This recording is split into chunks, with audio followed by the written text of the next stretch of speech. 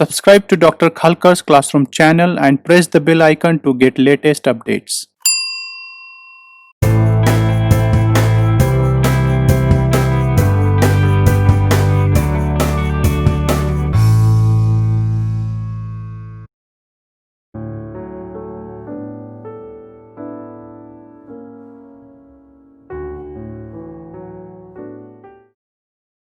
Hello everyone, I hope you are doing great. In my previous lecture video, I have discussed about free electron theory and Crony-Penny model. In this lecture video, I will discuss about effective mass of an electron and density of states. So let's get started. The content of this lecture video is as follows. First of all, I will discuss about effective mass of an electron followed by density of states. So let's see these 2 points step by step in detail. An isolated electron freely moving in vacuum has a well-defined mass. It is generally assumed that mass of an electron in solid is same as mass of a free electron. However, experimentally measured values indicates that in some solids electron mass is different than the free electron mass. This experimentally determined electron mass is called as effective mass of that electron, and it is denoted by m star. The reason for deviation of mass of electron inside the solid is due to the interactions between the drifting electrons and atoms in solid. Effective mass of electron inside the solid largely depends on its position. Now let's see the concept of effective mass in detail. The mass of an electron in the periodic potentials of a crystal is different from the free electron mass and is usually referred to as the effective mass. This definition we have already discussed in the previous slide. According to the de Broglie's hypothesis, a moving electron is associated with a wave. The wave velocity of an electron, let's say small v, is equal to the group velocity, let's say small v subscript small g, of the associated wave. This hypothesis we have already discussed in unit number 3, that is wave mechanics. So according to that theory, the group velocity is given by Vg is equal to d omega by dk. Let's say this is equation number 1. In this equation number 1, omega is the angular frequency and small k is the propagation vector of the wave. The energy capital E of an electron is given by capital E is equal to h bar omega. Let's say this is equation number 2. Now substituting the value of omega from equation number 2 to equation number 1, we get Vg is equal to 1 upon h bar into dE by dk. Let's say this is equation number 3. Differentiating equation number 3 with respect to t, we get acceleration a of electron as a is equal to 1 upon h bar into d by dt in bracket dE by dk. Therefore, a is equal to 1 upon h bar d by dk in bracket dE by dk into dk by dt. So simply we are arranging this equation. So therefore, a is equal to 1 upon h bar in bracket d square e upon dk square into dk by dt. Let's say this is equation number 4. In quantum theory, the work done d capital E by an electron is given by d capital E is equal to minus small e epsilon Vg dt.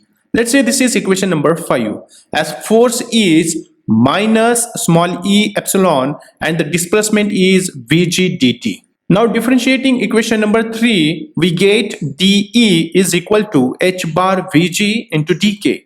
As dE is equal to dE by dk into dk, simply by rearranging this equation in the form of dk, let's say this is equation number 6, we have energy equation capital E is equal to h bar Vg. Let's say this is equation number 7.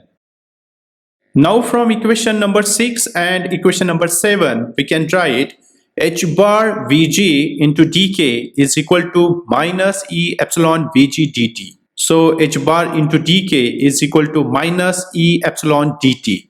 Simply rearranging this equation, we can write minus e epsilon is equal to h bar dk by dt. Let's say this is equation number 8. As external field on electron is capital F, that is the force, is equal to minus e epsilon.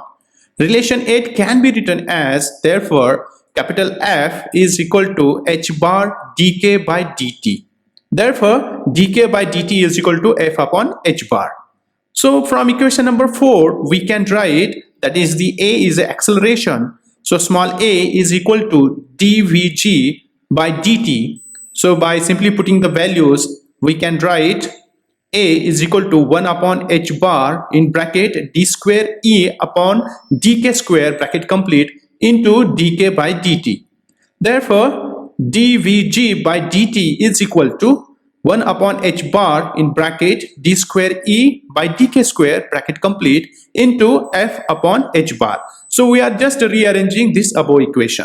In this equation, acceleration is nothing but the velocity upon time, that is dvg upon dt. Therefore, the previous equation we can write capital F, that is the force, is equal to h bar square divided by in bracket d square e upon dk square bracket complete into dvg by dt. Let's say this is equation number 9. Using Newton's second law, F is equal to ma, in equation number 9, we can write the acceleration is small a is equal to dvg by dt and the mass is m star, where m star is equal to h bar square divided by in bracket d square e divided by dk square bracket complete. Let's say this is equation number 10. In the equation number 10, m star is called as a effective mass. Now let's find out the effective mass is same as its mass for free electron.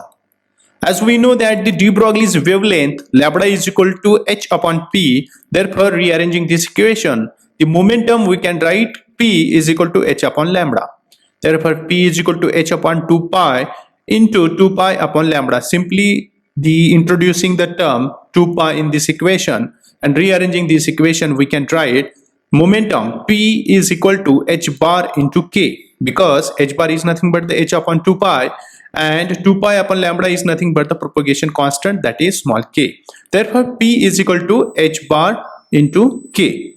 Squaring this equation, we can write, squaring on both sides, p square is equal to h bar square into k square.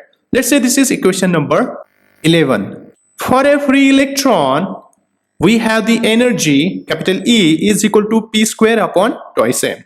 Therefore, simply putting the value of momentum p from equation number 11 in this equation, capital E is equal to h bar square k square divided by 2m. Now differentiating this equation, we can write d square E by dk square is equal to h bar square upon m. So rearranging this equation, we can write m is nothing but the mass of free electron, small m is equal to h bar square divided by in bracket d square e upon dk square. Let's say this is equation number 12. Therefore, from equation number 10 and 12, we can write small m is equal to h bar square divided by d square e upon dk square is equal to m star. So here we can write m is equal to m star. Hence we can say that effective mass is same as its mass for free electron. The effective mass is thus determined by d square e upon dk square. But we know that capital E, that is energy, is not proportional to the propagation constant k. Hence energy capital E is equal to h bar square k square divided by 2m star. The variation of energy with propagation constant is shown in this figure. Using the type of variation of E with k, let's say from figure A, plot E versus k as shown in figure B. At the bottom of the energy band, the velocity of an electron is 0, and as the value of k increases, the velocity increases and attains a maximum value at k is equal to k naught, which is known as the point of inflection on EK curve. Beyond this point, the velocity decreases and attains 0 at k is equal to pi by a, which is the top of the band. The negative values of the wave vector exhibit a similar behavior. Thus, a feature which is altogether different from the behavior of free electrons, which is observed here. The effective mass is represented as a function of K, which is shown in figure C.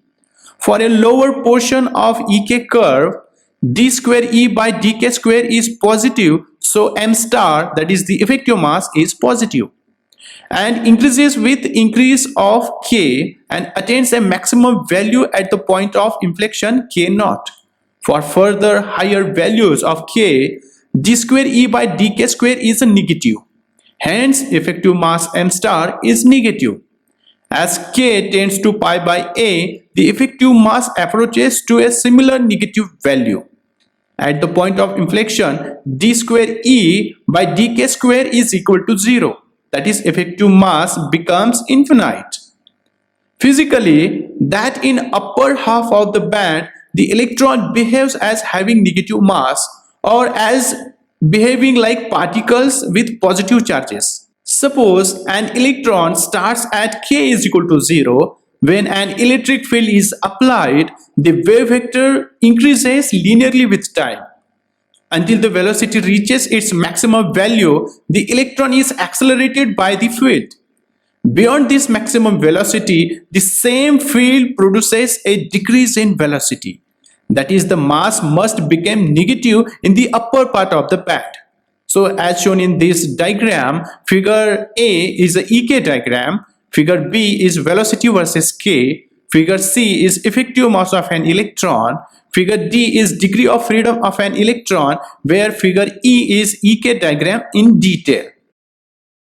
Now let's see the reason for deviation of mass of an electron inside the solid is due to the interactions between the drifting electrons and atoms in solid. Effective mass of electron inside the solid largely depends on its position. Considering electron as a wave packet having a group velocity Vg, the expression for the effective mass is derived as m star is equal to h bar square divided by, in bracket, d square E by dk square.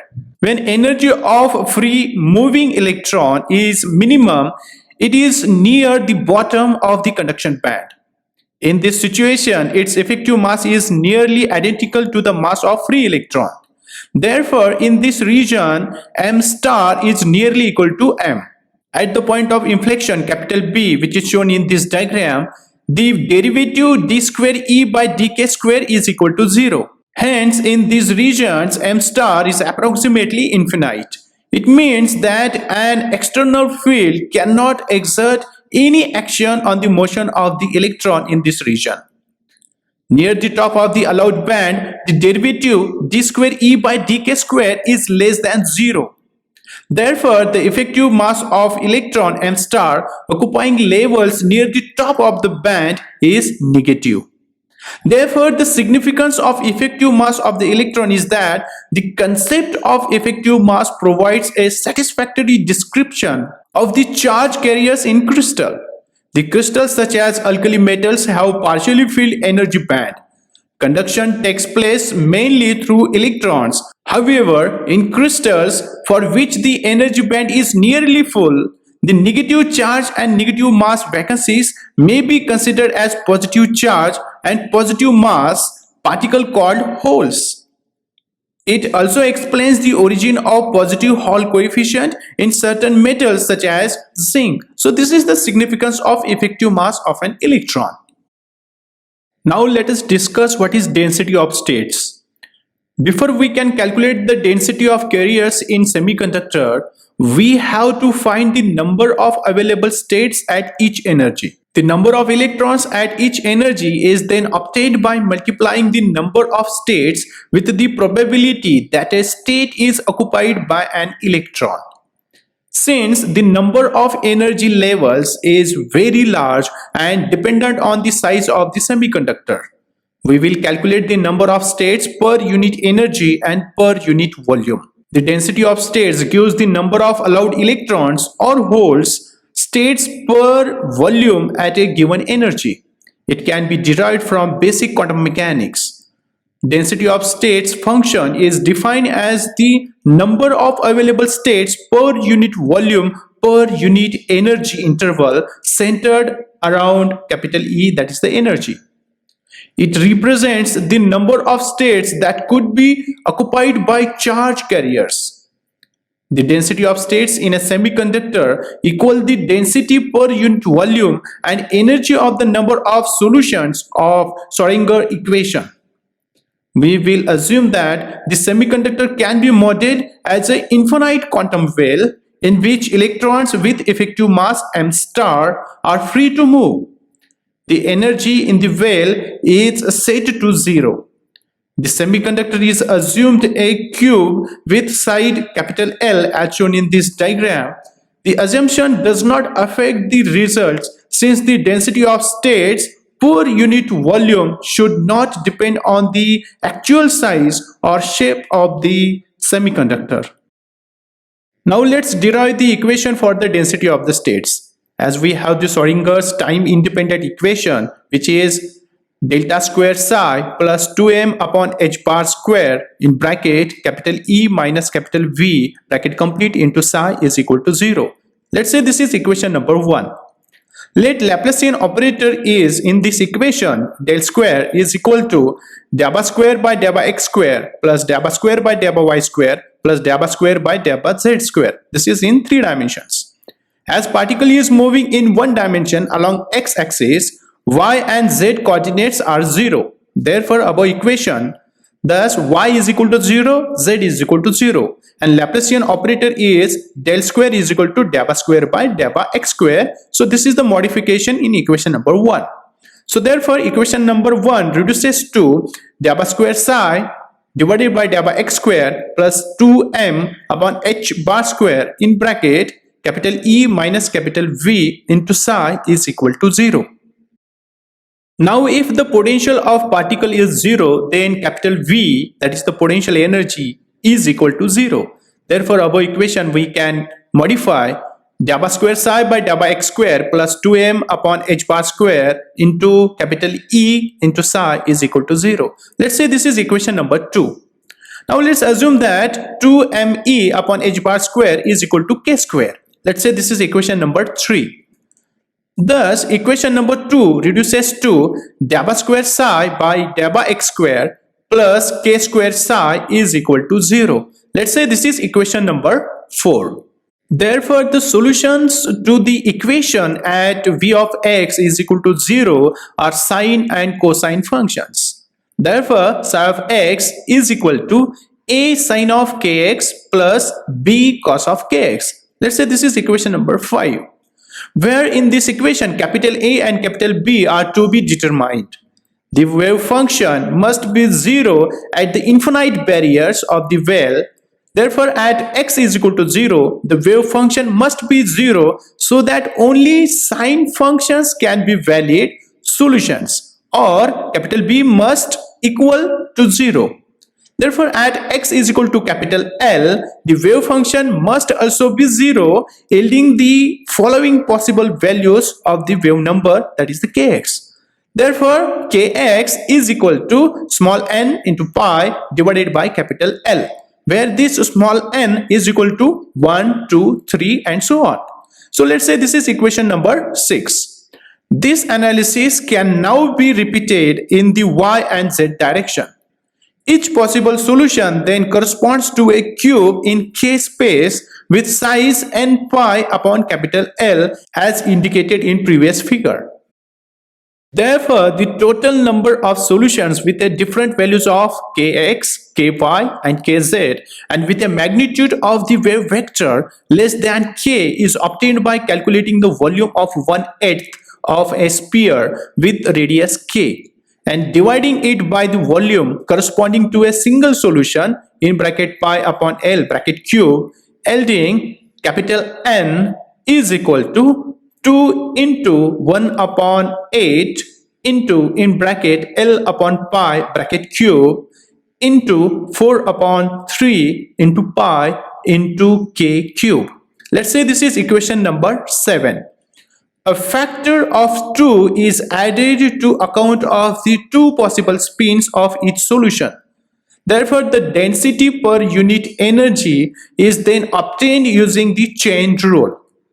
Therefore, dN upon dE is equal to dn upon dk into dk upon de. So that is equal to, in bracket, L upon pi bracket cube into pi k square into dk by de. Let's say this is equation number 8. Therefore, the kinetic energy capital E of a particle with mass m star is related to the wave number k by a equation E of k is equal to h bar square k square divided by 2m star. So differentiating this equation, dk by de is equal to m star upon h bar square k, and k is equal to under root of 2m star E divided by h bar. Let's say this is equation number 9. And the density of states per unit volume and per unit energy, small g of capital E becomes small g of capital E is equal to 1 upon capital L cube into dn by de. Therefore, the density of states Ge is equal to 8 pi under root of 2 divided by h cube into m star of 3 by 2 into under root of E. This value of E capital E energy is greater than and equal to 0. So this is the equation number 10. The density of states is 0 at the bottom of the well as well as for negative energies. Hence, the same analysis also applied to electrons in a semiconductor. The effective mass takes place into account the effect of the periodic potential on the electron. The minimum energy of the electron is the energy at the bottom of the conduction band, that is capital E subscript C. So that the density of states for electrons in the conduction band is given by Ge is equal to 8 pi under root of 2 upon h cube into m star 3 by 2 into under root of E minus EC. This is for the when energy is greater than or equal to energy of the conduction band. And Ge is equal to 0. This is for when the energy is less than the energy of the conduction band. This is equation number 11. Now, based on the theory of density of the states, let's try to solve one problem. Calculate the number of states per unit energy in a 100 by 100 by 10 nanometer piece of silicon. The 100 milli electron volt above the conduction band H. Write the result in units of per electron volt. The solution of this problem is as follows. We have the equation Ge is equal to 8 pi under root of 2 divided by h cube into m star raised to 3 by 2 into under root of E minus EC. We have the value of m star is equal to 1.08 m naught.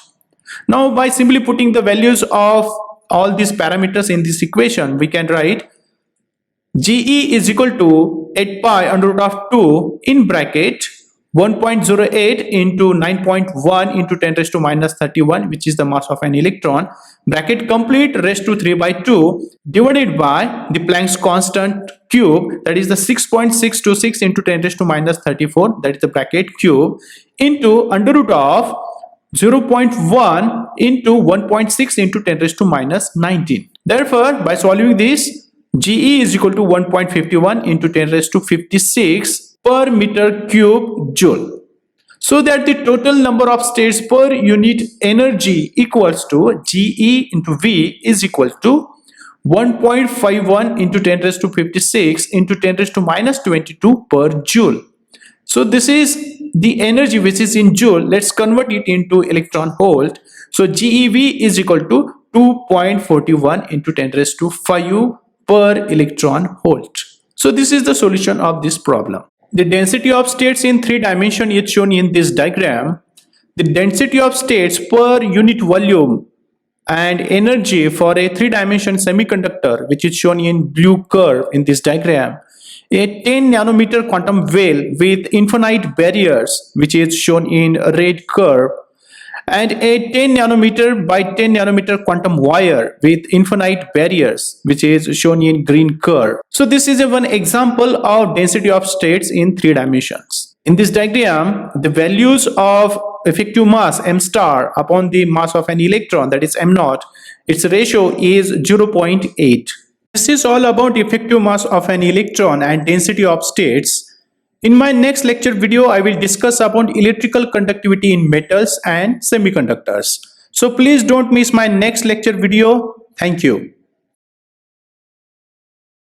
Below this video, in the description, the link of important information related to this video is given. Please go through it. Please like and share this video and subscribe to Dr. Khalkar's Classroom channel to get the notifications about my upcoming videos. Thank you.